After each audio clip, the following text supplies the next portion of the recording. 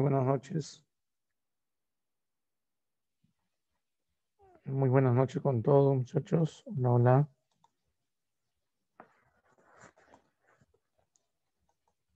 A ver, a ver, a ver. Muy bien, muy bien. A ver, chicos, el día de hoy estamos aquí reunidos para poder trabajar el tema de Edad Media, o mejor dicho, los temas que terminan abarcando la Edad Media dentro del curso de Historia Universal. Así que empecemos, ¿no? Nuevamente las preguntas con la derecha para que podamos avanzar. Bien, a ver. Empecemos. Hay una primera pregunta que hace alusión al tema de invasiones bárbaras. Debemos recordar que las invasiones bárbaras, las invasiones bárbaras van a marcar el inicio de la Edad Media. Sí, recuerden, las invasiones bárbaras terminan siendo la antesala ujú, a la Edad Media. Recuerden que la Edad Media, en términos generales, es un periodo de la historia universal que abarca del año 476 después de Cristo hasta el año 1453 después de Cristo. Son aproximadamente 1000 años que dura la Edad Media. Y bueno, recuerden que el hecho que marca el inicio de la Edad Media justamente son las invasiones bárbaras que se producen en el 476 después de Cristo. Recuerden, primero hay que recordar a quienes se le denominaba como bárbaros, quienes eran llamados bárbaros durante este tiempo. Recordemos que el término bárbaro es un término establecido sobre todo por los griegos, pero que se aplica también al periodo romano. Recuerden, los griegos denominaban bárbaros a todos aquellos pueblos que habitaban fuera de las fronteras, ¿no?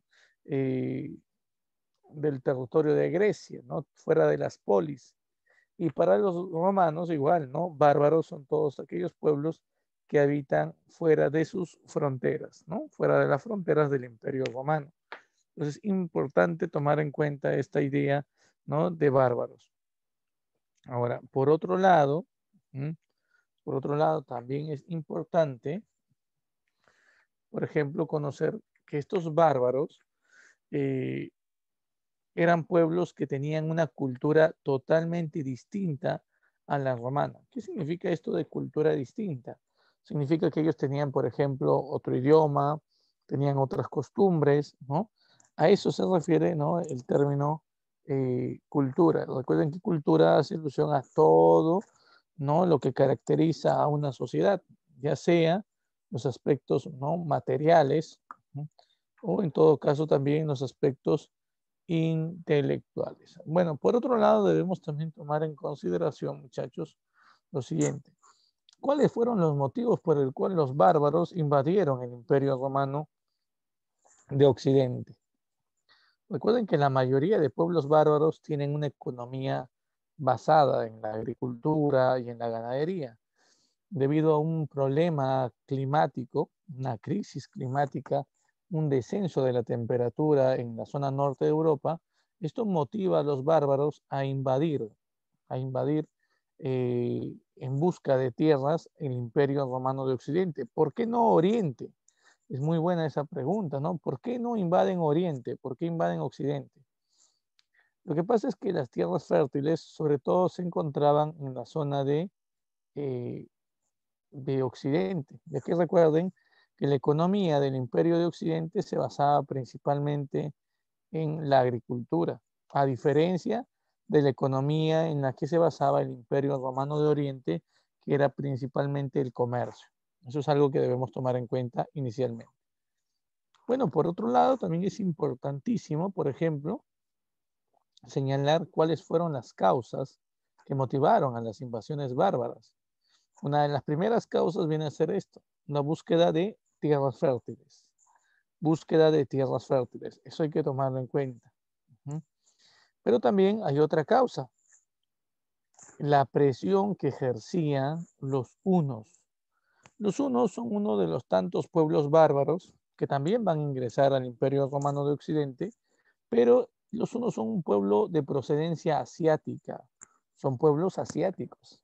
Ahora, estos estos hunos, muchachos, invadirían, por ejemplo, invadirían la zona norte de Europa occidental, y bueno, después asumirían eh, también, ¿no?, el control de algunas zonas.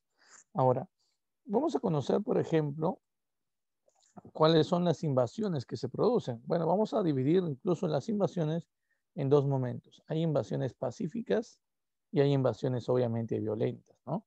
Cuando se habla de invasiones pacíficas debemos recordar a los visigodos.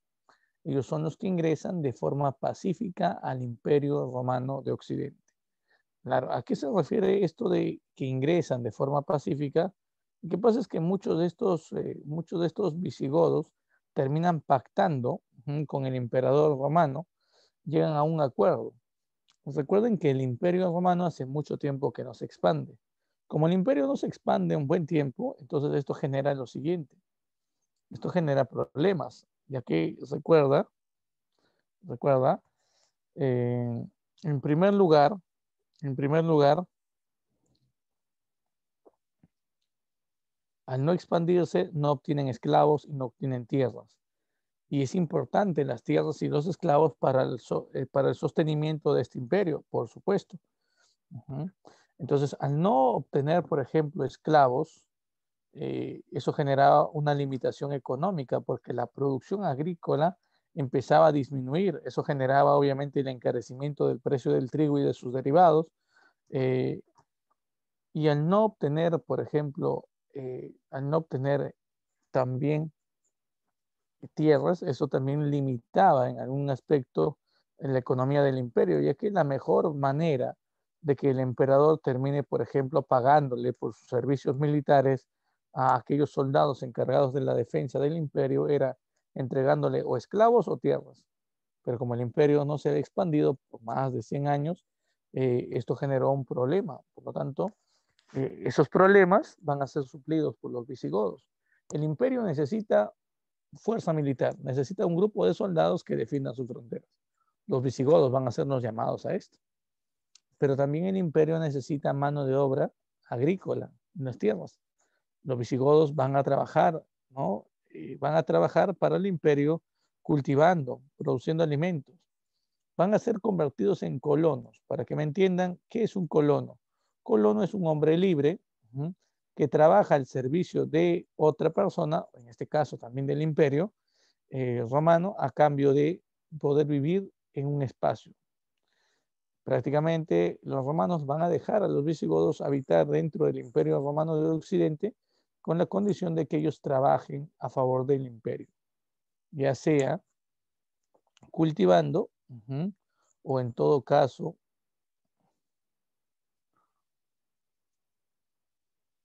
cuidando las fronteras como militares. Así es.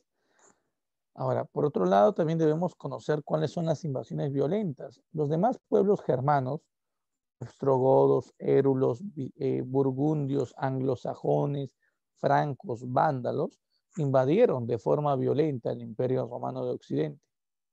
Hay una batalla importante aquí, que es la batalla de los Campos Cataláunicos. Sí, esta batalla es importantísima, batalla de los Campos Cataláunicos.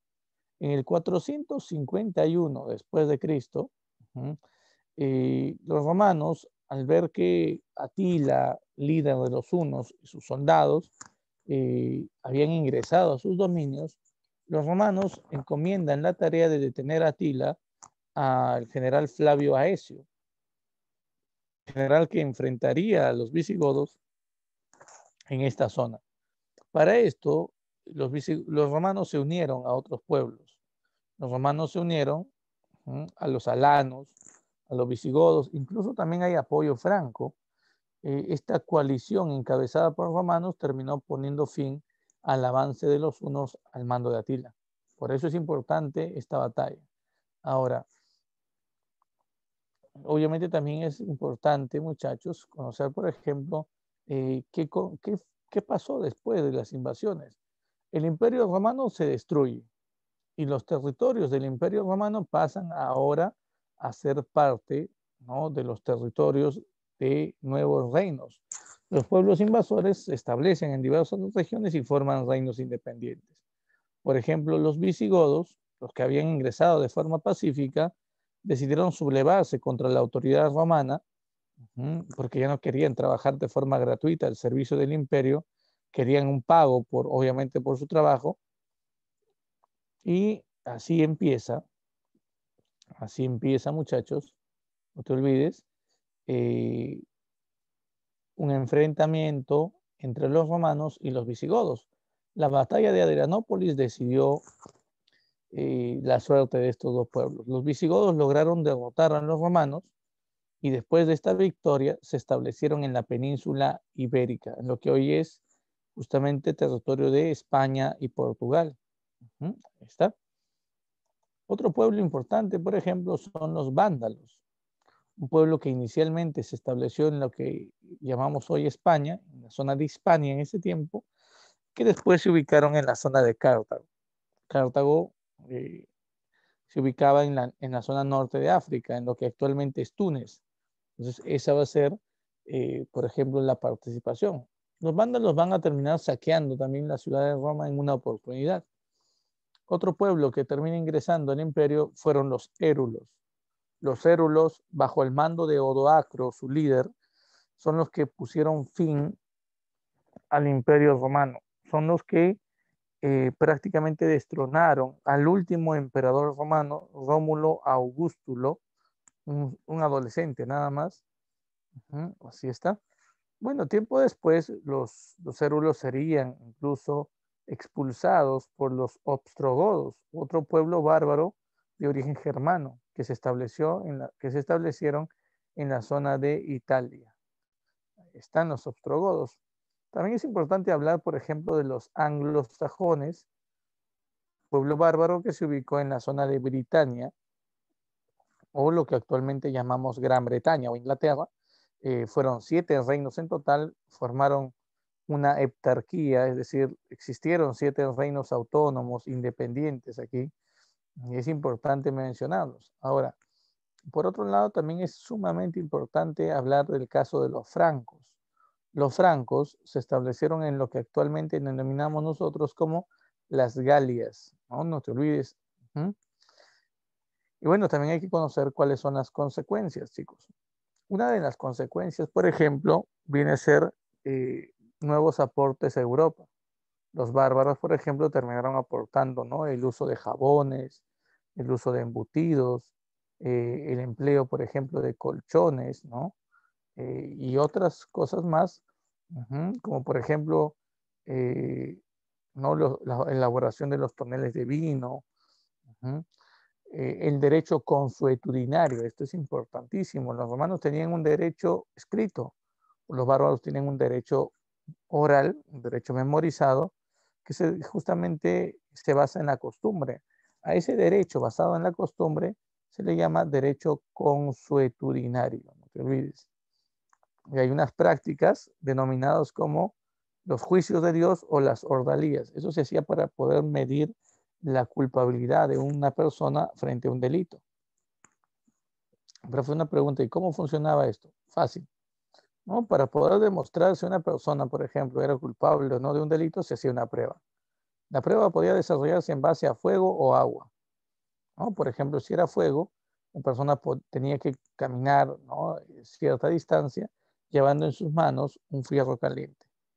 Si lo soltaba antes de llegar a su destino, significaba que esa persona no había pasado la prueba de Dios, por lo tanto era culpable del delito al cual se le acusaba, ¿no? Todo lo contrario ocurría si él no llegaba sin soltar la varita, su destino. Bueno, también es importante, por ejemplo, hablar de la religión.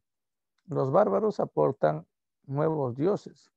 Hay una religión que ellos practican que obviamente tiene influencia en Europa, la llamada religión nórdica. Por ejemplo, los bárbaros creen en dioses como Odín, Freya, Loki, por ejemplo. Es importante tomar en cuenta estos dioses. Por otro lado, también es importantísimo, por ejemplo, señalar, ¿no?, el respeto que existe, ¿no?, por ejemplo, a la mujer. Es algo que los romanos, por ejemplo, aprenden de los bárbaros, Así como también los bárbaros basaban su política, sus relaciones políticas al derecho de sangre, ¿no? El derecho de sangre determina la herencia para los cargos políticos. Es decir, si por ejemplo un noble moría, es su hijo quien debería asumir el cargo que él tenía antes. Ese tipo de costumbres van a imperar durante la Edad Media y es un aporte bárbaro. ¿No?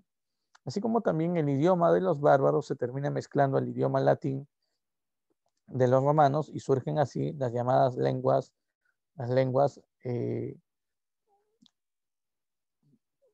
denominadas romances. Profe, ¿como cuál? El inglés, el francés, el portugués, por ejemplo, el italiano, son denominadas lenguas romances. Y bueno, por aquí tenemos la pregunta número 1. Creo que es bastante fácil para ustedes identificar sus respuestas, ¿verdad, chicos? A ver, ¿qué marcan en esta pregunta? Nos dice, los bárbaros ocuparon diversas regiones de Europa, entre ellos, el pueblo de los visigodos se estableció en el territorio actual del país de, los ostrogodos ocuparon, y finalmente los anglos ocuparon, a ver, ¿qué marcamos aquí?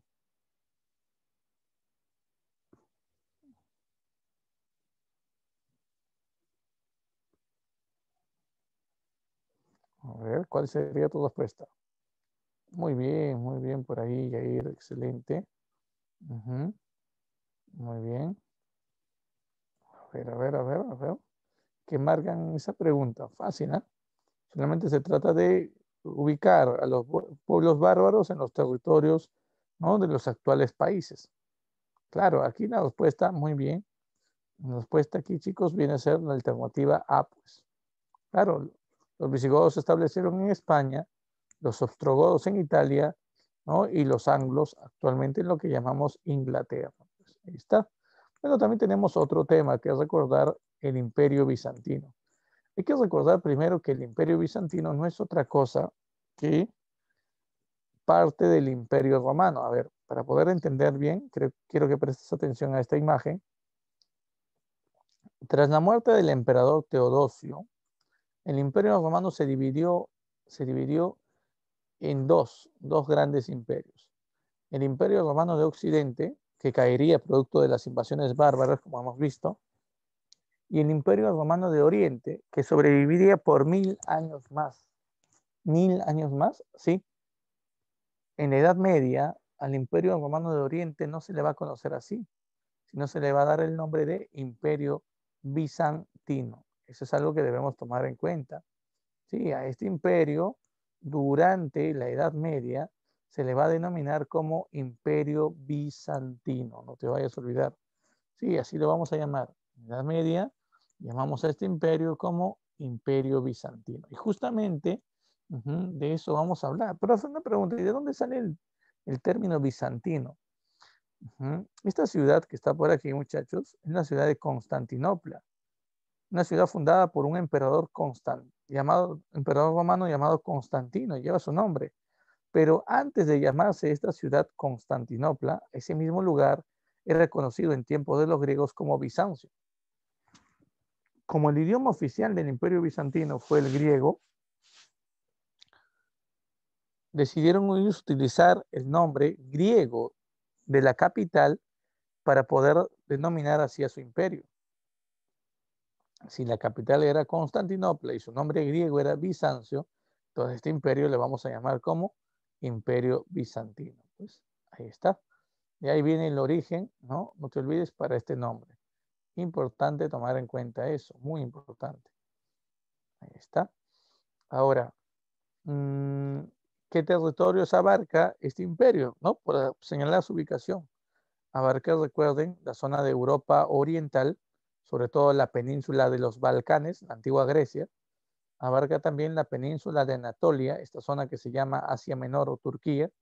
Y también abarca la zona nororiente de África, lo que en la antigüedad se conocía como Egipto, ¿no? Y lo que actualmente también forma parte de un país con ese mismo nombre.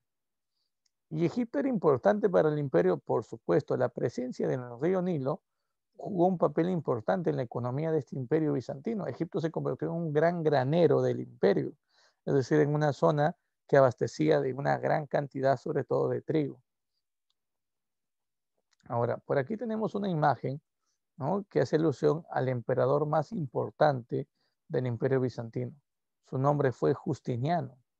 Justiniano, ahí está Justiniano y su corte, representa el auge, el apogeo del Imperio Bizantino.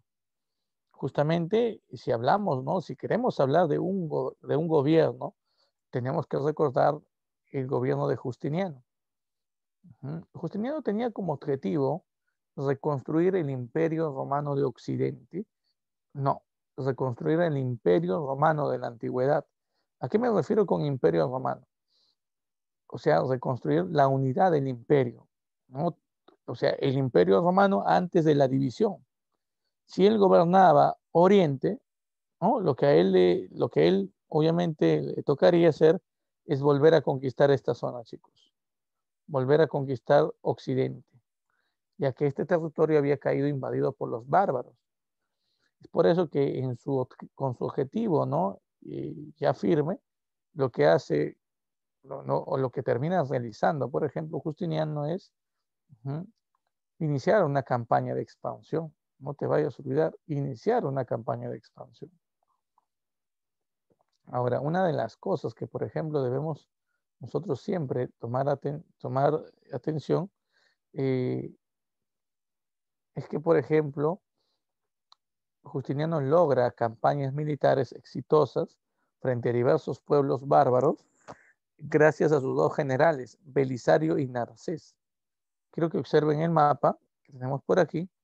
Este es el mapa, los territorios de color oscuro, marrón, por ejemplo, representan los territorios del Imperio Bizantino antes, o mejor dicho, al momento en el cual Justiniano asume el cargo de emperador.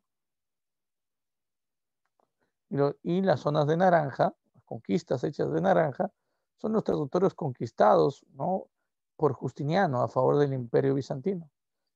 El imperio no crece más. Justiniano conquista la zona norte y toda la zona central y sur de Italia.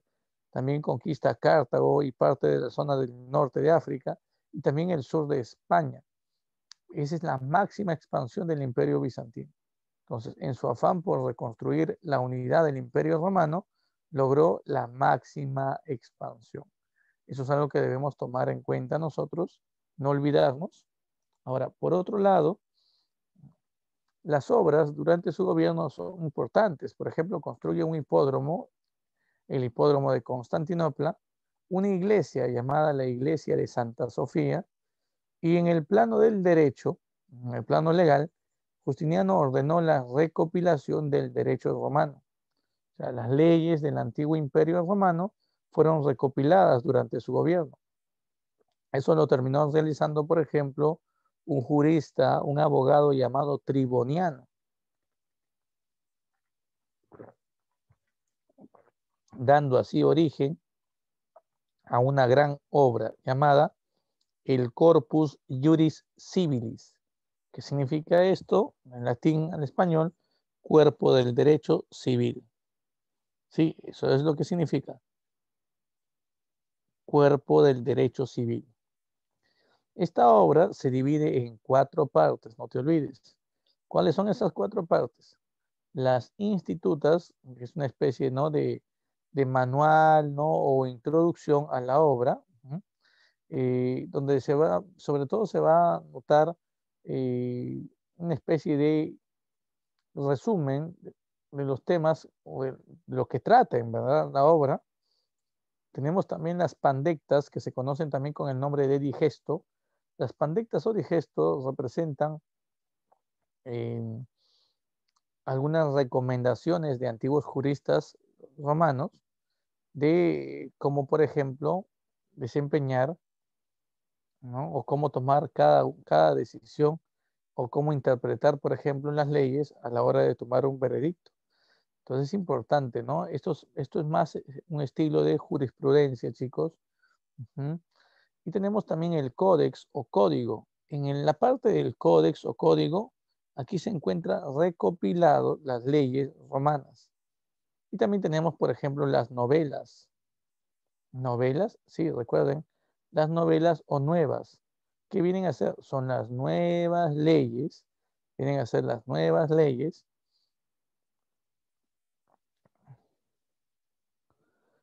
establecidas durante el gobierno de Justiniano. Ahí se van a agrupar, en el llamado Corpus Juris Civilis. Y bueno, por otro lado, debemos también tomar en cuenta que hay algunas cosas en el imperio que debilitaron el accionar. Por ejemplo, la llamada querella iconoclasta. Profe, ¿qué cosa es la querella iconoclasta? Una pelea que existe entre el emperador bizantino León III, esto pasa después de la muerte de Justiniano. Durante el gobierno del emperador León III, este emperador ordenó la destrucción de imágenes sagradas, imágenes asociadas a la Virgen María, a Jesús, a la cruz, ¿no? A los santos, fueron ordenadas, ¿no? Se ordenó destruir estas imágenes, ya, ya sean pintura, ¿no? Ya sean grabados, e incluso esculturas, ¿no? Donde se representaba la imagen de estas entidades sagradas. Pero fue una pregunta, ¿por qué ordenó eso el emperador León III? Él afirmaba de que el Antiguo Testamento señalaba de que no se debería rendir culto a imágenes, ¿no? Pero que basado en el Antiguo Testamento plantea la querella iconoclasta, es decir, llevar a cabo la destrucción de las imágenes. Esto llega incluso, ¿no? Obviamente a oídos del Papa, y el Papa conversa con él, trata de solucionar el problema, y al final, después de varios años o décadas, recién los sucesores de León III pondrían fin a la querella iconoclasta. Pero ya la tensión entre el Imperio Bizantino y la Iglesia Católica se había desarrollado. Es en el siglo XI cuando se lleva a cabo el Cisma de Oriente. ¿Qué es el Cisma de Oriente? El Cisma de Oriente viene a ser la división o la separación, ¿no? Que existe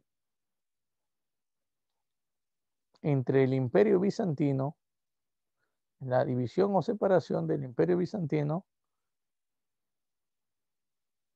con la Iglesia Católica. El Imperio Bizantino crea su propia iglesia. Ahí nace la iglesia ortodoxa, muchachos. Hay que olvidarnos de esta iglesia. La iglesia ortodoxa que tiene como principio sobre todo el de tomar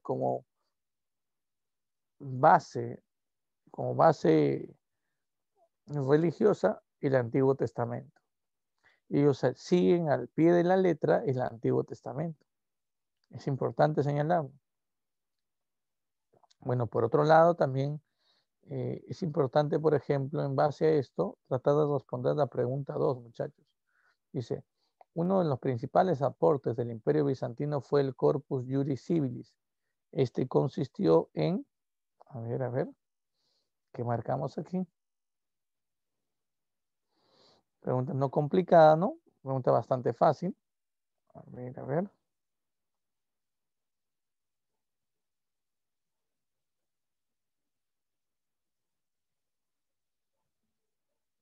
¿Qué marcamos aquí, muchachos? Vamos, envíen sus respuestas.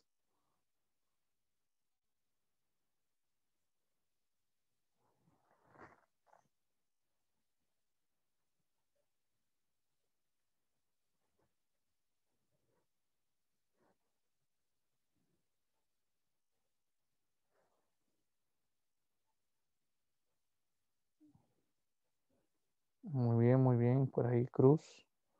Excelente. A ver, muchachos, envíen sus respuestas. Vamos.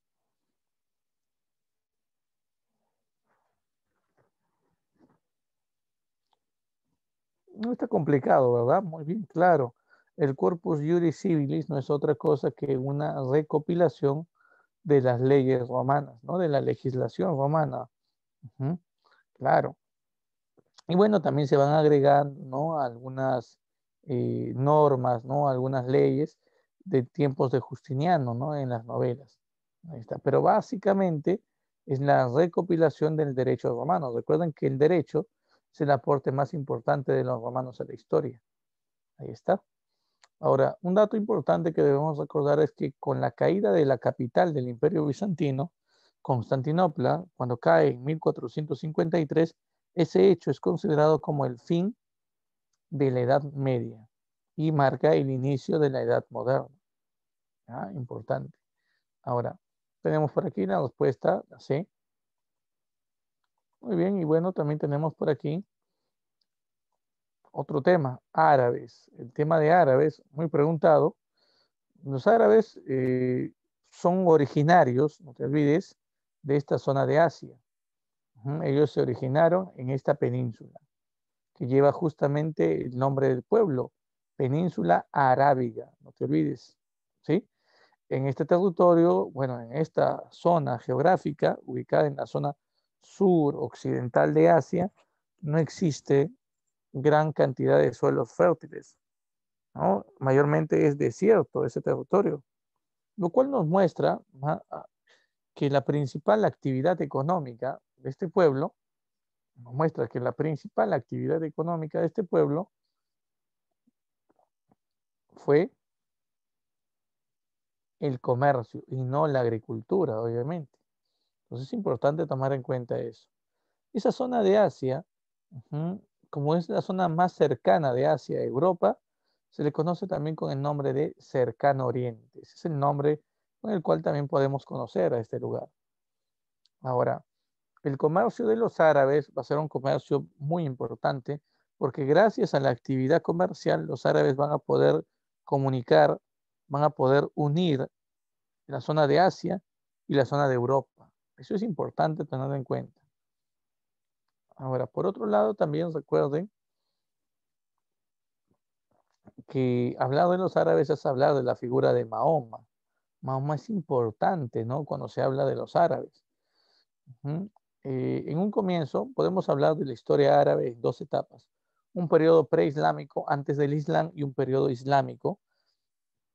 En la etapa preislámica, los árabes vivían agrupadas en tribus, ¿sí? Tribus que se caracterizaban sobre todo por practicar un politeísmo. Profe, ¿tribus politeístas? Sí, tribus politeístas, muchachos. Donde se rendía culto a varios dioses. Cada tribu, o sea, cada gran familia árabe tenía su propia deidad y había un ídolo incluso al que adoraban.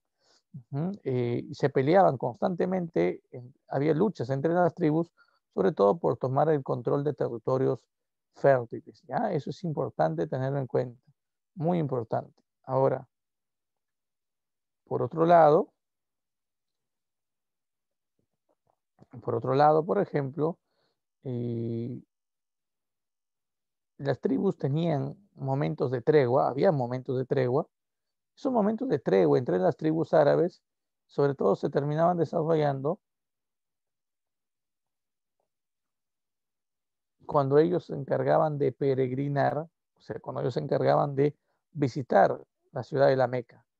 Es importante tomar en cuenta esto, profe. La Meca, ¿sí? La Meca era la ciudad sagrada. En la Meca existía una piedra negra, un meteorito que había impactado, ¿no?, en territorio árabe hace mucho tiempo atrás. Ese meteorito se llamaba la piedra de la Kaaba. Repito, ¿no? Los árabes le habían dado, ¿no?, ciertas características, sobre todo milagrosas, a esa piedra negra, la piedra de la Kaaba. Y bueno, había una época, ¿no?, de 3 meses al año donde las tribus se reunían en la Meca, dejaban sus luchas, dejaban sus enfrentamientos y se reunían en la ciudad sagrada de la Meca, ¿no? Y llevaban sus ídolos al templo de la Kaaba, así se llamaba el templo justamente donde estaba esta piedra negra, y terminaban realizando un gran intercambio comercial también. Es importante señalar esto. Bueno, una de las tantas tribus árabes comerciantes fue justamente la tribu de Mahoma. Claro, la tribu de Mahoma. Ahora, Mahoma, comerciante, un beduino, como se conoce también a los comerciantes del desierto, gracias a los viajes que había realizado con su tío, habían logrado conocer diversos pueblos, sobre todo de Asia, que tenían una característica en particular. Eran pueblos que se encontraban totalmente unidos, estaban unificados en base a una religión monoteísta. Y Mahoma se dio cuenta de que la única manera de poder lograr la unidad del pueblo árabe era a través de una religión monoteísta. la religión serviría para unir a este pueblo. Así que Mahoma estuvo decidido en crear una religión para poder así dar la unidad a su pueblo. Así es. Ahora, para eso obviamente Mahoma iba a dedicar una gran cantidad de tiempo. ¿No? Ese tiempo dedicado obviamente involucraba que él deje de trabajar. Para buena suerte de Mahoma, conoció Khadija, una mujer que va a terminar siendo su esposa. Khadija era una viuda adinerada, así que Mahoma no va a tener que preocuparse, por ejemplo, ¿no? por tener que trabajar. Prácticamente va a vivir, ¿no? a expensas de la riqueza de Khadija y va a tomar su tiempo para crear la religión islámica, el Islam. ¿Mm?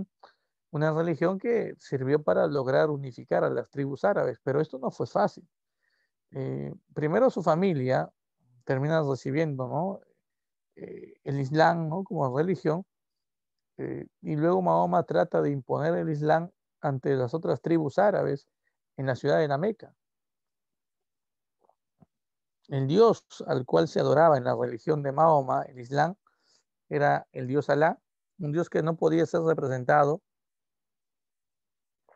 bajo ninguna figura, ya que se consideraba que era una especie de espíritu todopoderoso, ¿no? y más no era materia.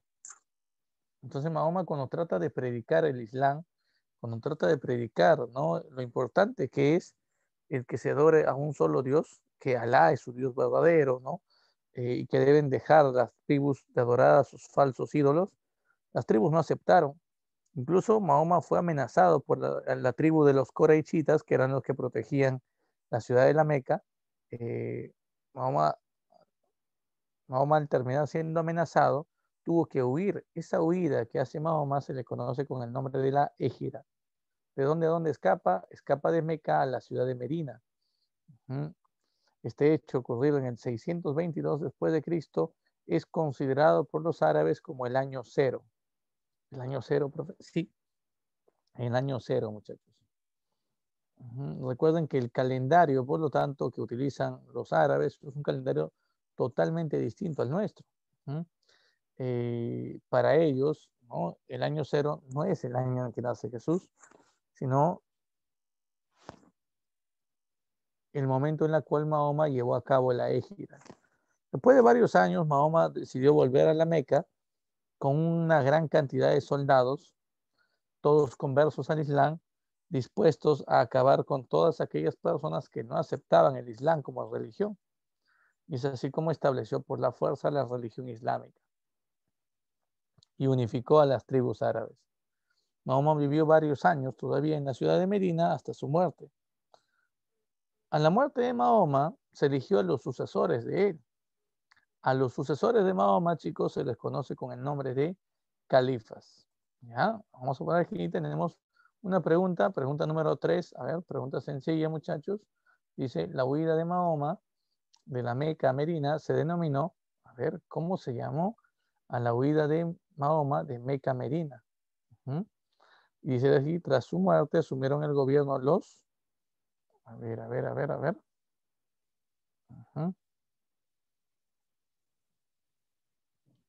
Que marcamos ahí.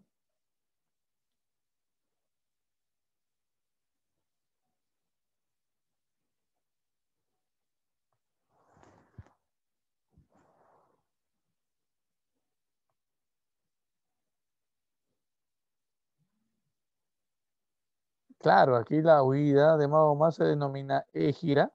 Muy bien por ahí. Muy bien, Cruz. Y obviamente a los sucesores se les llama califas, ¿no? No hay problema. Aquí la respuesta es la A. Pregunta bastante fácil. Y bueno, por otro lado, debemos también tomar en cuenta la siguiente pregunta. Dice, relacione las ciudades destacadas con el califato, ¿no? que corresponde. A ver, vamos a ver por aquí. Para eso tenemos que ver este cuadrito, ¿no? Este cuadrito hace mención a la etapa justamente de expansión árabe tras la muerte de Mahoma. Hay varios califatos que se formaron, 3 son los más importantes. El califato ortodoxo, también llamado califato perfecto, que tuvo como ciudad capital a Medina. No se olviden, Medina es una ciudad que se ubica en Arabia Saudí. ¿Sí? Durante esta etapa van a sobre todo gobernar a los árabes eh, personas bastante cercanas al profeta Mahoma. Hay algunos califas, por ejemplo, como Abu Bakr, que termina siendo el primer califa, Omar, quien inicia la expansión y logra conquistar Mesopotamia, Siria, Egipto y Persia. También tenemos el califa Othman. Entonces, Othman, ¿quién es? Othman, durante su gobierno se culmina la creación del Corán, el libro sagrado, no te olvides. Por ejemplo, es importante también señalar eh, Ali. Ali es el yerno y a la vez el sobrino de Mahoma, es el último califa ortodoxo. Pero Ali llega al poder prácticamente por la fuerza, mediante lo que podríamos llamar una especie de golpe de Estado. Con ayuda de una secta de militares, Ali se hace del poder como califa. Esto generó aún más la separación entre los árabes. Habían algunos que apoyaban, ¿no?, su tarea como califa, habían otros que rechazaban sobre todo su cargo de califa. Así es que Ali termina siendo asesinado por sus opositores y esto genera una división en el mundo árabe. Aparecen los chiitas, los chiitas, y aparecen también los sunitas. Los chiitas, ¿quiénes son, profesor? Los chiitas vienen a ser musulmanes radicales, extremistas. Y los sunitas, por otro lado, los sunitas vienen a ser moderados, ¿no? Ellos son la mayoría, por ejemplo, de árabes en el mundo. Y bueno, tras la muerte de Ali, el califato ortodoxo llega a su fin y asumen el gobierno los omeyas. Esta familia de árabes omeyas, por ejemplo, durante su gobierno, ellos conquistan algunos otros territorios, pero cambian la capital. La capital de este califato fue la ciudad de Damasco. Damasco, actual capital de Siria. Ellos, por ejemplo, lograrían la máxima expansión, conquistando la zona norte de África, toda esta zona norte de África, podemos ver en el mapa, ¿sí? Incluso tomando el control de territorios en España. Tomaron el control de España, vencieron a los visigodos y a su rey Rodrigo, don Rodrigo, en una batalla llamada Guadalete. Con esto los árabes omeyas se establecieron en España. Hay que recordar que a ellos se les va a conocer con el nombre de moros.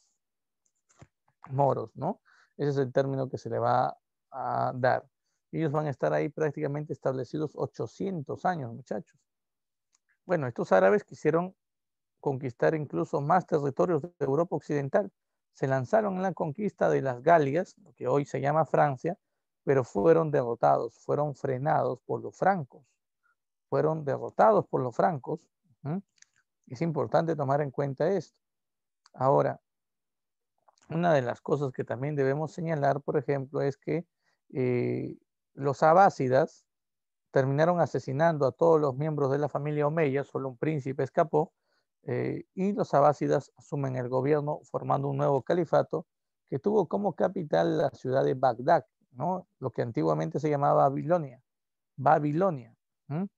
Bueno, por otro lado, es importantísimo, por ejemplo, que tú recuerdes que durante esta etapa se lanzó, por ejemplo, una campaña en la India. También los árabes vivieron una etapa de apogeo, de esplendor.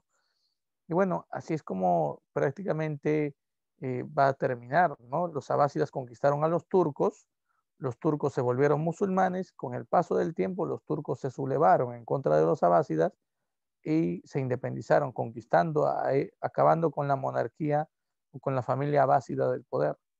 Es así como va a aparecer otro pueblo, turcos, que también van a creer en el mismo Dios, van a ser también musulmanes, chicos. Muy bien. Por aquí, ¿cuál sería la respuesta a la pregunta 4? ¿No? Pregunta fácil, pregunta simplemente para relacionar el nombre del califato y la capital correspondiente, ¿no? Fácil, ¿no? Por ejemplo, muy bien, por ahí Rosemary, miren por ahí, Califato Ortodoxo, capital Medina, pues 1B. Califato Abásida, capital Bagdad, 2A. Califato Omeya, capital Damasco, pues ahí está. Muy bien, la D nos dice por ahí. Muy bien, claro, excelente. La respuesta es la D, ¿no? Muy bien, muy bien. Ahora tenemos esta pregunta también de árabes, la pregunta número 5. Pregunta 5, sí, pregunta 5, chicos. Dice, la cultura árabe destacó en las obras literarias como los templos que fueron denominados y las matemáticas tuvieron un notable desarrollo en, a ver, para conocer un poco más de los árabes, recuerden, el aporte más importante en primer lugar de los árabes, chicos, fue el Islam. El Islam, profe, sí, el Islam, chicos. Y tengan cuidado con que les pregunten esto, ¿no? En UNI lo que viene mucho en preguntas son los aportes de cada pueblo. Y el aporte principal es justamente el Islam, la religión. Islam significa sumisión a Dios o sumisión a Alá. Hablando de esto, Alá es el único Dios, es una religión monoteísta, es moralista, claro que sí, porque trata de guiar a las personas, ¿no? Por una vida correcta, ¿no? Alejándonos, por ejemplo, ¿no? Ya no te vayas a olvidar de esto. ¿No? Alejándolas del camino, ¿no? De la vida mundana, ¿no? Que ellos, o de la vida libertina que ellos denominan. Ahora, a todos aquellos que practican esta religión, por ejemplo, se les conoce con el nombre de musulmanes. Ese es el nombre que se les va a dar, no te olvides, musulmanes. Y musulmán significa resignado, por ejemplo. Eso es lo que significa musulmán, ¿eh? Resignado. Ahora, aquí hay que señalar algo muy importante, muchachos. Aquí hay que señalar algo sumamente importante. Hay algunas, por ejemplo, hay algunas, a ver, hay algunas religiones que influyen en el Islam, por supuesto. Claro que sí. Por ejemplo, entre las religiones que terminan influyendo en el Islam, muchachos, encontramos, encontramos, por ejemplo, al judaísmo y al cristianismo principalmente. Judaísmo y cristianismo, sí, judaísmo y cristianismo, muchachos. ¿Ya? Importante tener en cuenta eso, muy, muy, muy importante. Ahora, y bueno, recuerden también que la era islámica se inicia con la égira, no te vayas a olvidar, esa huida de Mahoma, no te olvides de Meca a Medina. ¿Ah? Es importante tomar en cuenta esto, muy importante.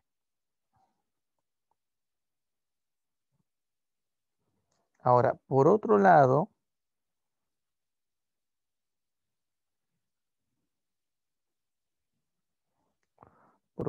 por ejemplo, también recordemos que los árabes aportan en literatura. Literatura, claro. Aparte del Corán, que es el texto sagrado, los árabes terminan, por ejemplo, estableciendo, los árabes, chicos, establecen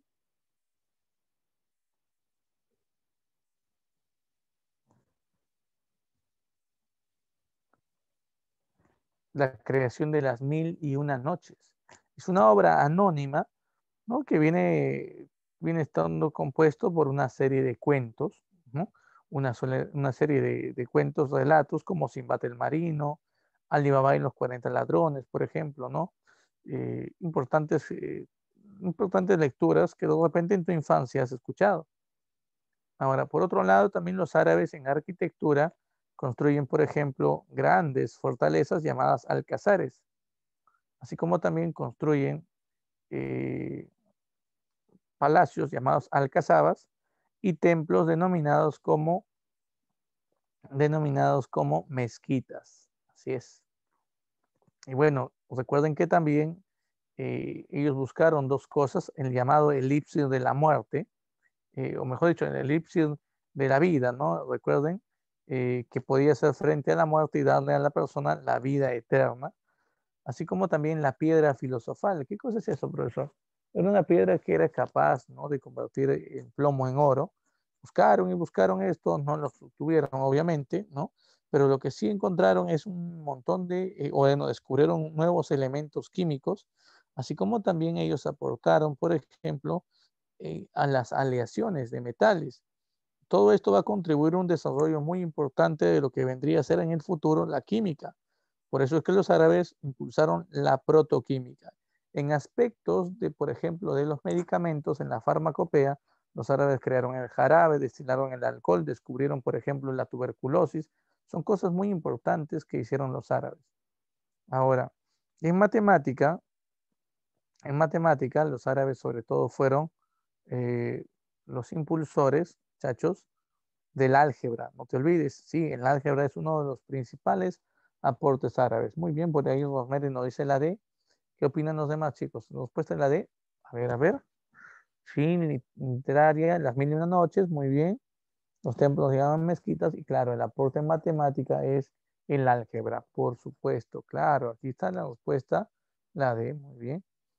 Aquí tenemos la pregunta también número 6, que tiene que ver con el tema de imperio carolingio, otro imperio que se formó en Europa durante la Edad Media. El imperio carolingio es un imperio bastante corto en duración, en tiempo. Si nos damos cuenta nada más, este imperio abarcó, por ejemplo, ni siquiera 50 años, ni medio siglo, si se dan cuenta. Es un imperio que empieza a tener presencia en el año 800 y dura hasta el año 843. No te vayas a olvidar, del año 800 hasta el año 843. Muy, muy, muy importante tomar en cuenta esto. ¿Ya? Profe, una pregunta. Del año 800 al año 843, sí, hasta el año 843. Ahora, una de las cosas que, por ejemplo, normalmente nosotros tenemos que ver en clase es, por ejemplo, la ubicación, muchachos. Hay que ver la ubicación. El imperio carolingio se ubicó en las antiguas Galias. ¿Qué cosas son las Galias? Lo que hoy llamamos Francia, muchachos. Las Galias, sí, lo que hoy llamamos Francia. Profe, ¿y eso dónde queda? En Europa Occidental. La capital de este imperio fue la ciudad de Aquisgrán, que quedó en Alemania. Profe, espérenme un ratito. Si usted dice que abarcó el territorio de Francia y luego dice que su capital está en Alemania, no entiendo, profe. Lo que pasa es que su centro de ubicación inicial fueron las Galias, ¿no? Ubicado justamente en Francia, pero con el paso del tiempo se expandieron, ¿sí? Con el paso del tiempo fueron expandiéndose, muchachos. Ahora, por ejemplo, es importante tener en cuenta que cuando ellos se expanden, abarcan, por ejemplo, territorios de Suiza, Alemania, Holanda, Austria, incluso el norte de Italia, siendo Aquisgrán la capital, y Aquisgrán es una ciudad ubicada en Alemania. Pero, profe, una pregunta, ¿de dónde sale este imperio que no entiendo? Vimos invasiones bárbaras y hablamos de varios pueblos, entre ellos hablamos de los francos. Los francos, quienes se establecieron en lo que actualmente llamamos Francia, en ese tiempo se llamaban las Galias, los francos van a dar origen al imperio carolingio. Entonces, los francos, sí muchachos, los francos. Aquí hay que tomar en cuenta lo siguiente. Aquí hay que tomar en cuenta de que los francos inicialmente van a ser gobernados por una familia llamada Merovingia. Hay algunos gobernantes francos que de repente son importantes mencionarlos, como por ejemplo Clodoveo, quien, quien termina estableciendo a los francos en las Galias. Después de Clodoveo hay un personaje llamado Dagoberto, personaje de repente recordado eh,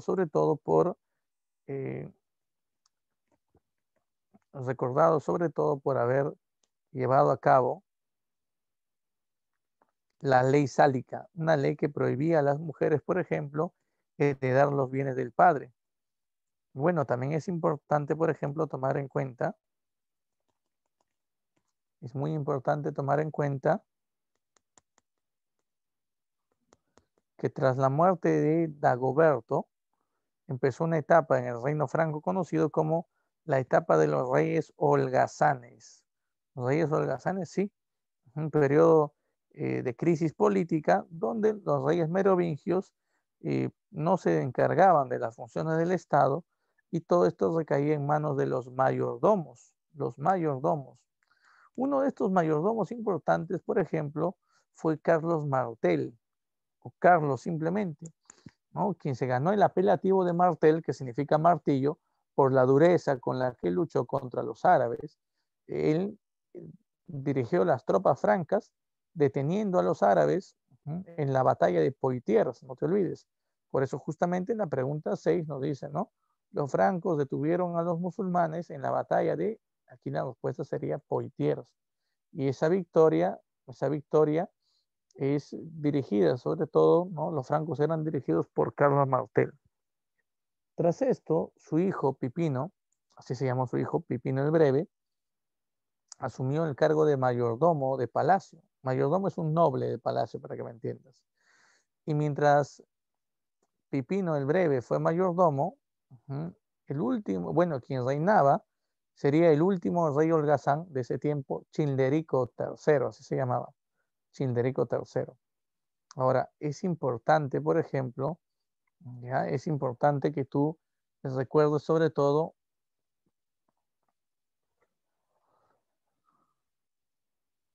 la importancia, recuerdo sobre todo, ¿no? La importancia de Pipino el Breve, ya que Pipino el Breve va a auxiliar a la Iglesia Católica, va a defender a la Iglesia Católica de un grupo de pueblos, o de un pueblo llamado los llamados lombardos, que amenazaban a la Iglesia.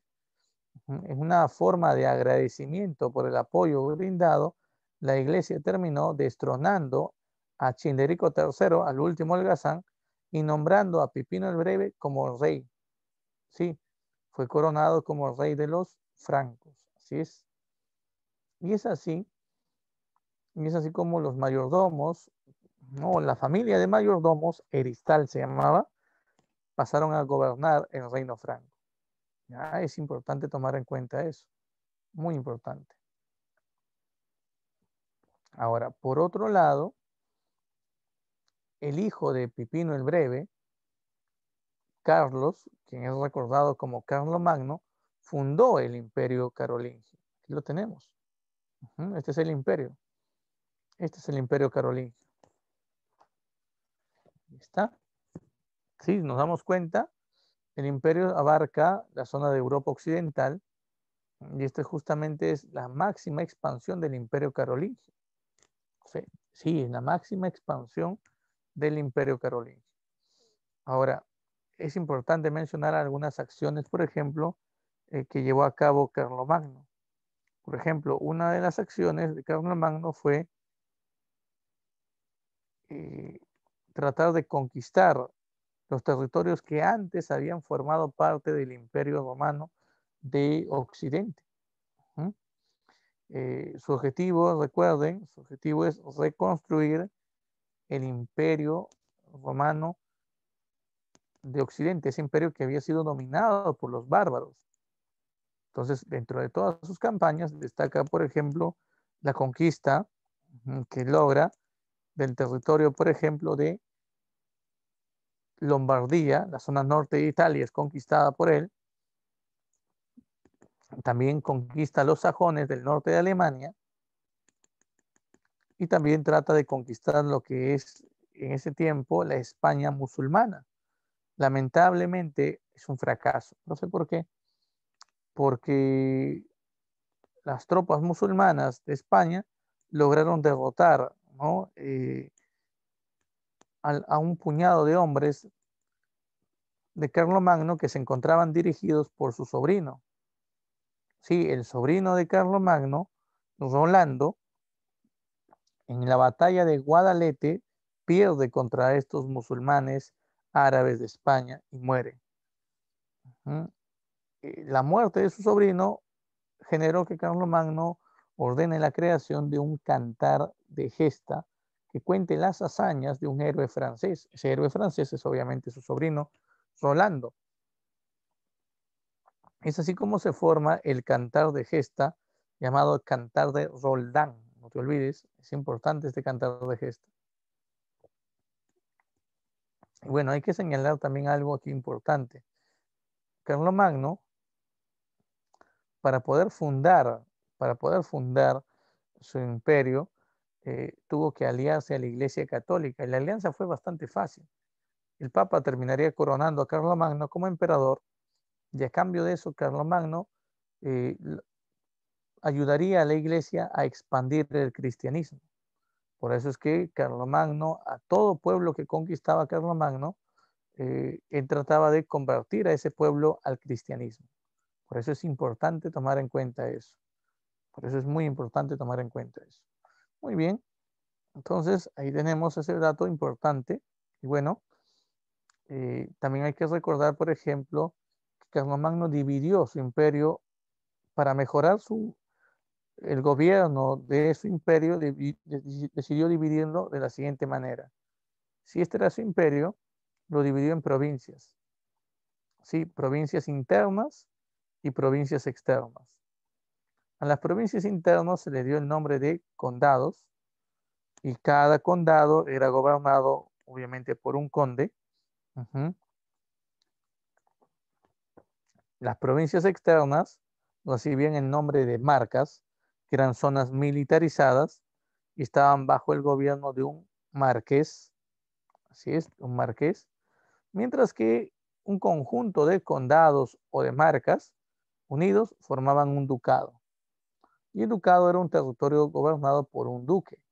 Estos funcionarios, tanto los condes, los duques como los marqueses, ¿no?, se encargaban de administrar diversos territorios del imperio.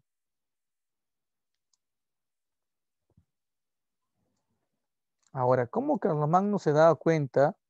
¿Cómo Carlomagno, por ejemplo, se daba cuenta de que cada funcionario cumplía, ¿no?, su tarea de la mejor manera? O sea, que cada funcionario, ¿no?, desempeñaba sus funciones de la mejor manera. Bueno, es fácil.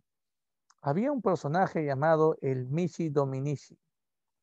Sí, el Mici Dominici.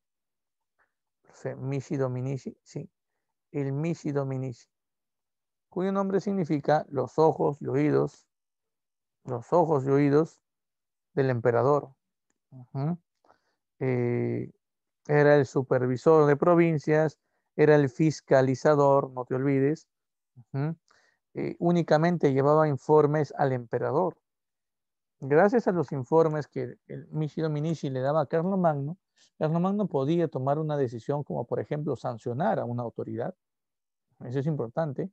Y así se buscaba, por ejemplo, ¿no?, el desempeño efectivo de los funcionarios del Estado. Muy bien, entonces por aquí ya tenemos una respuesta, ¿no? A la pregunta 6 hemos dicho que es la batalla de Poitiers.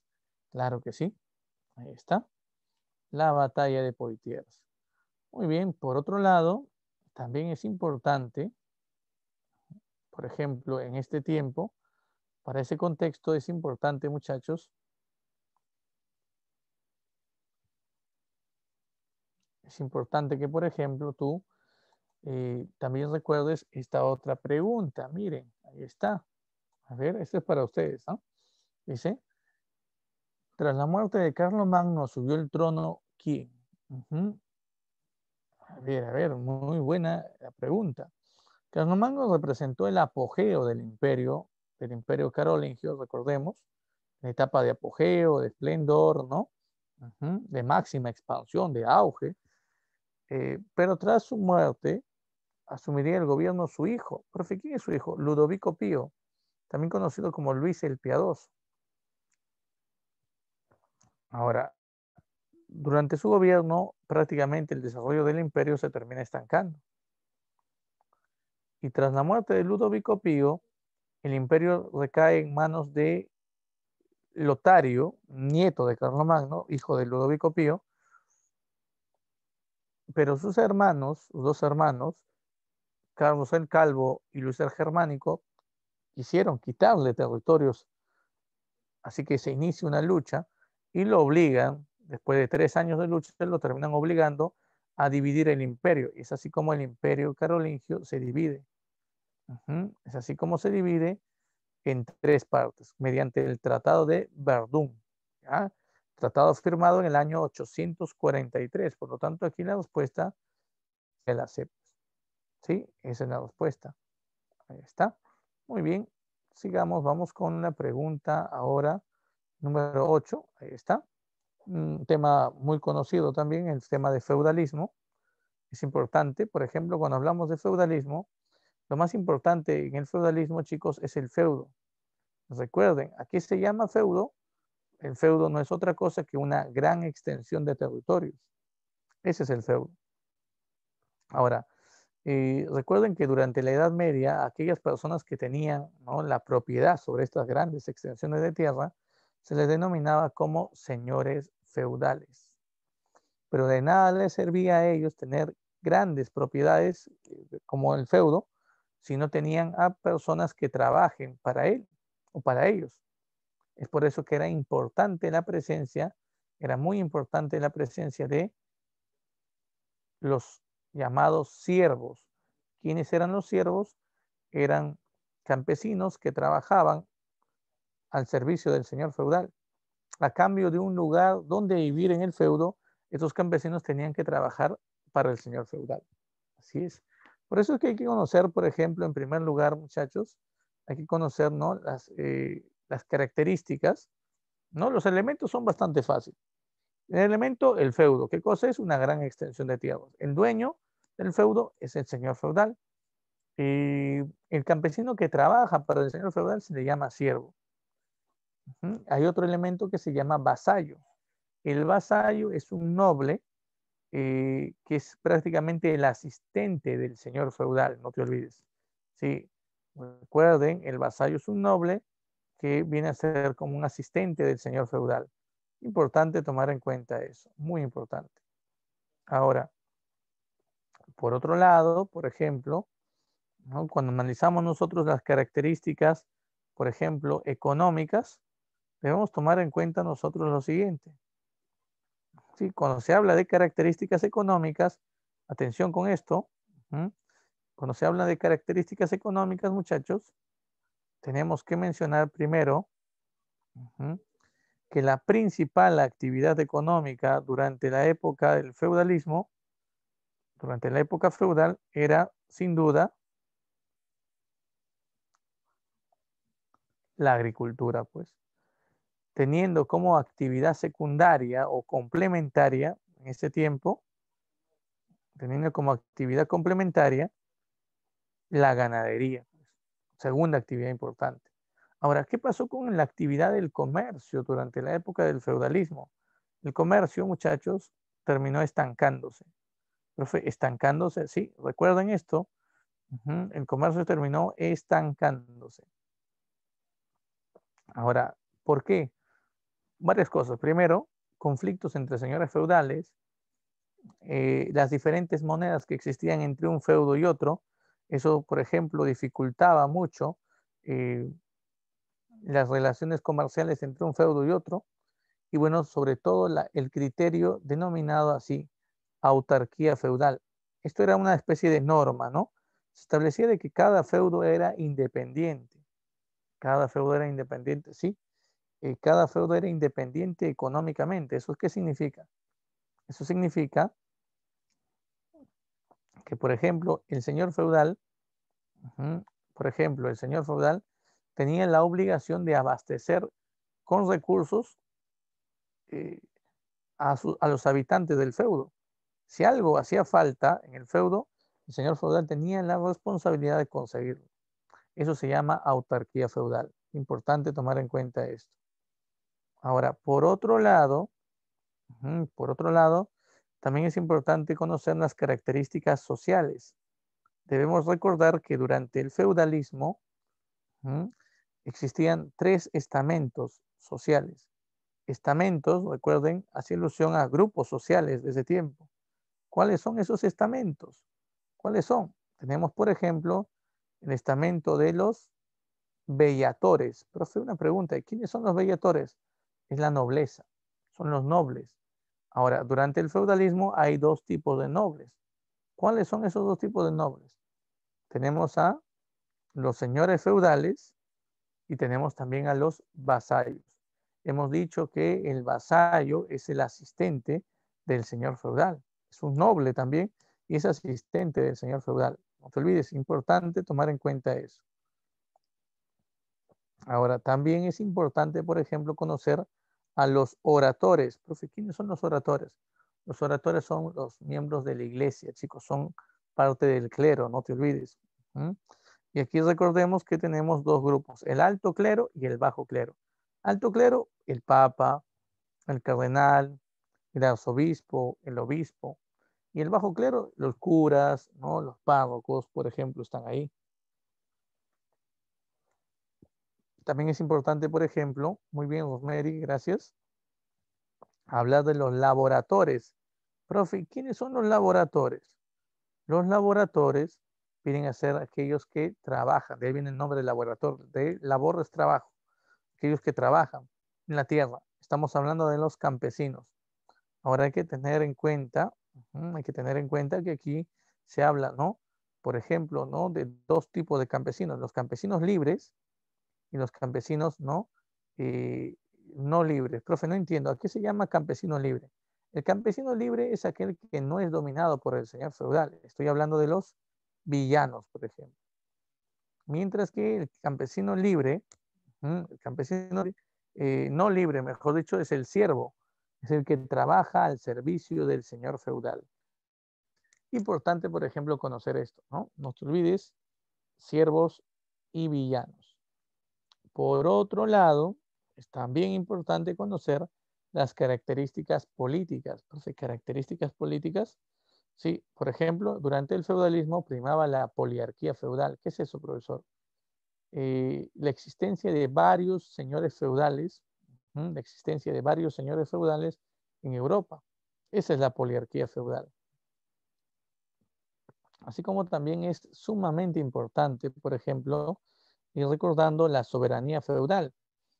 Es decir, se debe entender que dentro de cada feudo, el amo y señor, o sea, ¿no? El máximo gobernante en el feudo es justamente el señor feudal. Así es importante tener en cuenta esto, muy importante. Ahora, por otro lado, también es sumamente importante conocer las ceremonias. Recuerda, hay dos ceremonias. Una ceremonia llamada el homenaje, que es justamente realizada por el vasallo hacia el señor feudal. A través del homenaje, que es un juramento de fidelidad, un noble solicita ser vasallo ante otro. Por ejemplo, un conde solicitaba ser vasallo de un duque mediante la ceremonia del homenaje. Para eso, él se reunía con el señor feudal en la capilla del feudo de este último, se arrodillaba ante él, le sujetaba las manos, como ven en la imagen, y le juraba lealtad, fidelidad. También le prometía, ¿no? Por ejemplo, brindarle apoyo económico, consejería, apoyo militar, ¿no? Esas son las cosas que, por ejemplo, un vasallo hace con respecto a favor de su señor feudal. Ya, no te olvides. Ahora, el señor feudal podía aceptarlo o podía usarlo. Si no acepta a esa ceremonia a través del cual el señor feudal reconoce a un noble como su vasallo, se llama investidura, no te olvides. Ceremonia de la investidura. El homenaje lo hace el que quiere ser vasallo de otro. Y la investidura es la ceremonia a través del cual un noble nombra a otro como su vasallo. Es importante tomar en cuenta eso. Ahora, por otro lado, es sumamente importante, por ejemplo, conocer la relación de servidumbre. La relación vasallática ya la conocemos entre el señor feudal y el vasallo. La relación de servidumbre es aquella que se da entre el siervo y el señor feudal. Por ejemplo, el señor feudal tiene la obligación de proteger a los siervos. Tiene la obligación de proteger, brindar protección a los siervos. A cambio de esto, los siervos tienen que trabajar a favor del señor feudal. cultivando sus tierras, ¿no? Jurando también fidelidad es el deber de un siervo. Y obviamente pagar los impuestos. Hay varios tipos de impuestos o tributos que tiene que pagar el siervo hacia su señor. Por ejemplo, hay un tributo que se llama corbia, que es el trabajo obligatorio, es el trabajo obligatorio que el siervo tiene que realizar a favor del señor feudal. Se llama corbia. También están las banalidades. Profe, ¿qué es eso? Es el pago por el uso de algún bien que le pertenezca al señor feudal. Repito, el siervo paga por utilizar algún bien que es propiedad del señor feudal. Por ejemplo, utilizar el molino, el horno, extraer agua del pozo del señor feudal. Por eso paga un impuesto. Eso se llama banalidad, ¿no? Banalidad significa pago por algo sin importancia, porque en verdad era, ¿no?, un pago que se hacía por algo que no tenía importancia alguna. Importante tomar en cuenta eso. Ahora, por otro lado, también es importante, por ejemplo, también es importante, muchachos, eh, que recuerden una costumbre que es la pernada, ¿no? La pernada era el derecho que tenía el señor feudal a pasar la primera de bodas con la esposa de su siervo. Así es. Muy bien, aquí la respuesta, ¿cuál es? Por ahí Rosmery nos ha dado con la D. Sí, a ver, a ver, a ver. Sí, ¿no? Muy bien, excelente. Claro, es la D. Profe, y esa imagen que usted está mostrando ahorita, esta es otra ceremonia. Por ejemplo, un siervo podría llegar a ser nombrado caballero, claro que sí.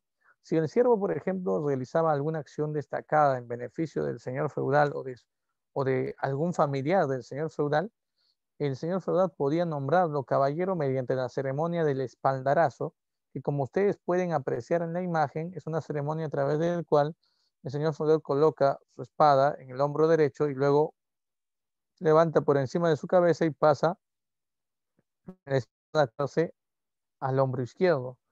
Esa es la ceremonia del espaldarazo. Una ceremonia a través del cual, repito, el señor feudal termina nombrando a un siervo como caballero. No te vayas a olvidar. Importante tener en cuenta eso. Muy importante. ¿Ya está? Muy bien. Ahora, por otro lado, es también, por ejemplo, importante ver esta pregunta, la pregunta 9, que es alusión a otro tema, que es el tema de las cruzadas. Las cruzadas no se van a desarrollar entre el siglo XI y el siglo XIII. Las cruzadas no son otra cosa que un conflicto militar y religioso entre cristianos de Europa y turcos de religión musulmana.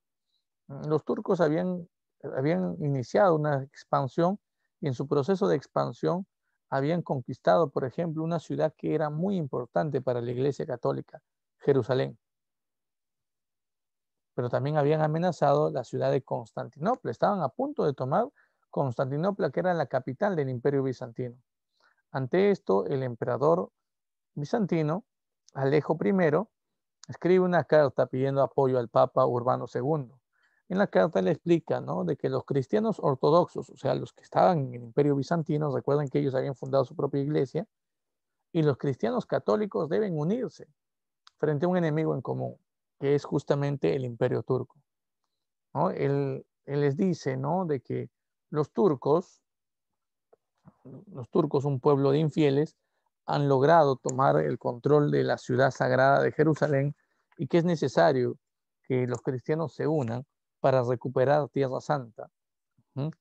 Y bueno, al final el Papa Urbano II convoca las cruzadas. Por eso he puesto por aquí, en el inicio de las cruzadas se dio en el año 1095 con el concilio de Clermont.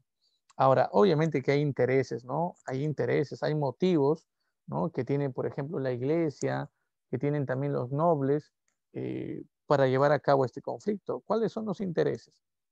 Por ejemplo, la iglesia católica, muchachos, la iglesia católica buscaba detener el avance del Islam. Los turcos, en su proceso de expansión militar, si los turcos conquistaban más territorios, también iban a difundir la fe en Alá, esta religión que para la Iglesia Católica es una religión obviamente contraria o también llamada opuesta a sus intereses.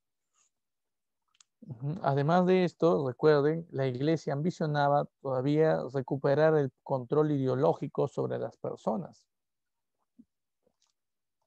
Bueno, hay otro grupo que también tiene intereses aquí, los señores feudales. Estos nobles, condes, duques, marqueses, que van a ser los que enfrenten a los turcos, ¿qué intereses van a tener? La Iglesia les promete lo siguiente. Si ustedes logran conquistar a los turcos, si ustedes logran vencer a los turcos, ustedes pueden quedarse con esos territorios turcos. Esos territorios turcos serán para ustedes. Miren, miren lo que la Iglesia les promete. Feudos, nuevos feudos. Y eso es lo que a ellos les motiva, recuerda. Ellos quieren mayores tierras y la Iglesia les está prometiendo territorios donde en Asia. Así que ahí está la participación de ellos. Bueno, también es importante, por ejemplo, señalar a este otro grupo, la burguesía. Profe, ¿la burguesía quiénes son? Comerciantes. Los comerciantes, sobre todo de Italia, la zona norte de Italia, Génova, Venecia, querían, eh, querían reactivar el comercio con Asia. Los turcos habían bloqueado parte del comercio entre Europa y Asia y ellos querían reactivarlo, pero también los burgueses querían autonomía. Para que me entiendan un poco esto, las ciudades que se encontraban dentro de los feudos no eran libres, no eran autónomas, entonces la burguesía va a dedicarse a financiar la campaña de los señores feudales, ¿no? Con la condición de que los señores feudales le den autonomía, es decir, las ciudades quedan libres del dominio del señor feudal y ellos puedan elegir a su propio gobernante, ¿no? El alcalde que va a aparecer en ese tiempo. Así es, por eso es que la burguesía financia las cruzadas, ¿no? Ese es su objetivo. Bueno, fueron 8 cruzadas en total, no es necesario que se aprendan las 8, es necesario en verdad recordarnos 2 nada más. Tenemos, por ejemplo, en la primera cruzada, es importante y hay que tener cuidado porque esta cruzada tiene 2 fases. Primero la fase popular o fase campesina y luego la fase señorial o la fase de nobles.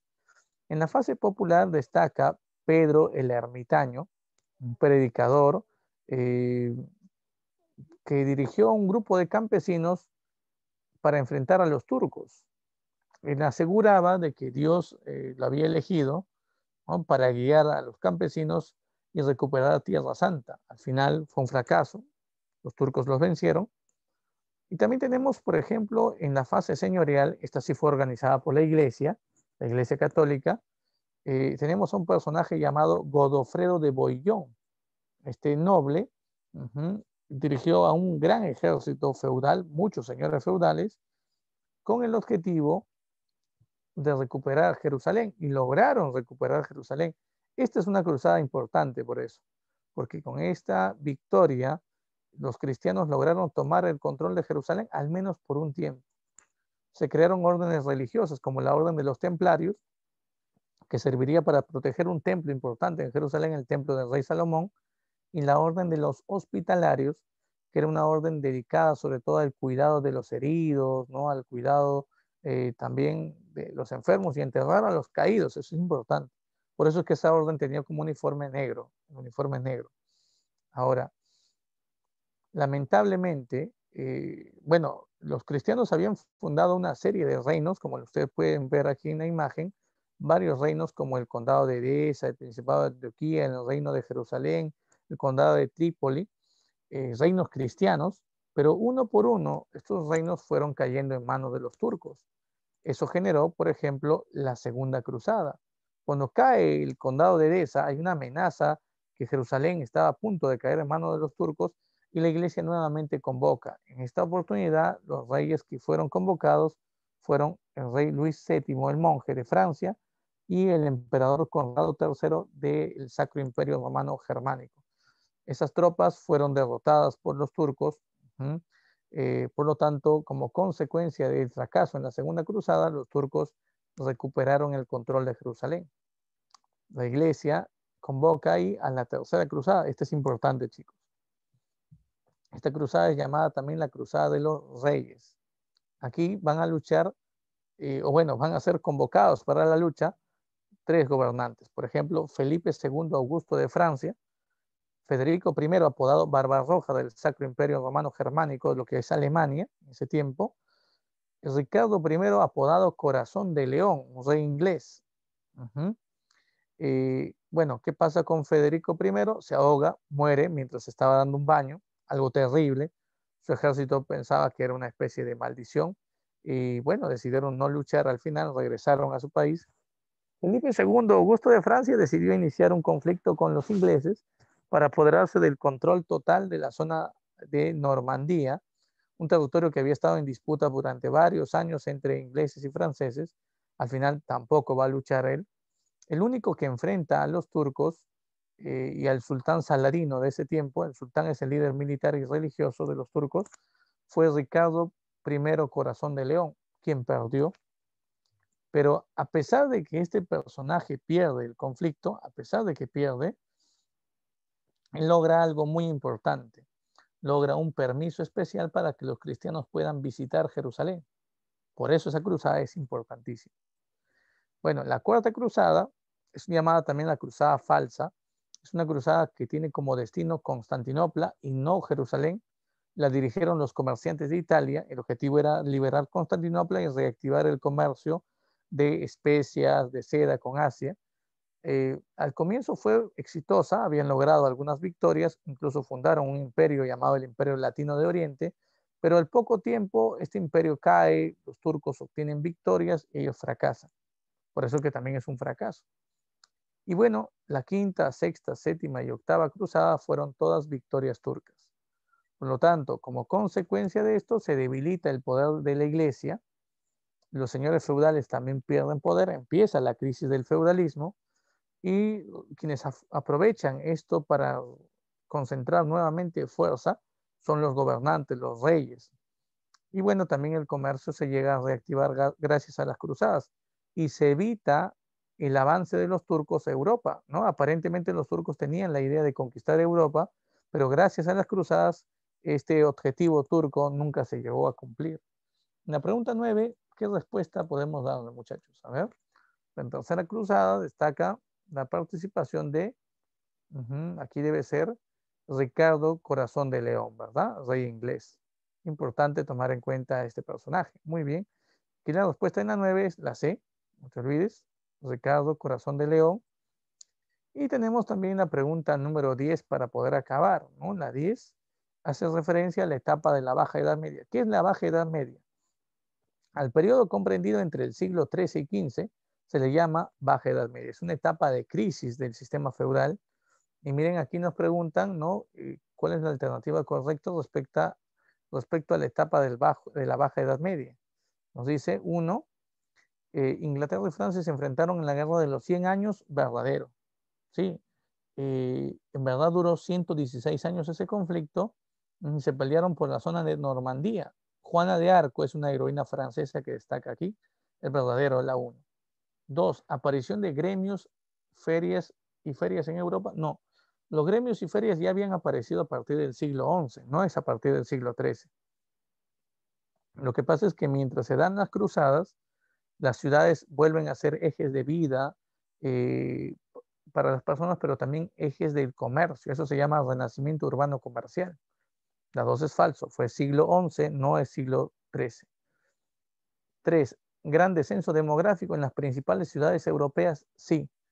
Profe, ¿por qué? A raíz de una pandemia que asoló el mundo en ese tiempo, chicos. ¿Cuál es esa enfermedad? La peste negra o la peste bubónica, que generó aproximadamente entre 20 millones a 25 millones de pérdidas humanas. Y duró 7 años. 7 años duró esta pandemia, que se originó en Asia y que se transmitía a raíz de las ratas. Las ratas llevaban la pulga y la pulga era justamente el causante de difundir o de transmitir esta enfermedad. Así es, no hubo cura, la medicina no pudo hacer nada para controlar esta enfermedad. Y obviamente sí hay un gran descenso demográfico por esto. Ya está, muy bien. Entonces la respuesta aquí sería 1 y 3, la B. Es así, muchachos, como termino nuestra clase del día de hoy. Un poco apresurado siempre, pero tratando, ¿no?, de que ustedes refresquen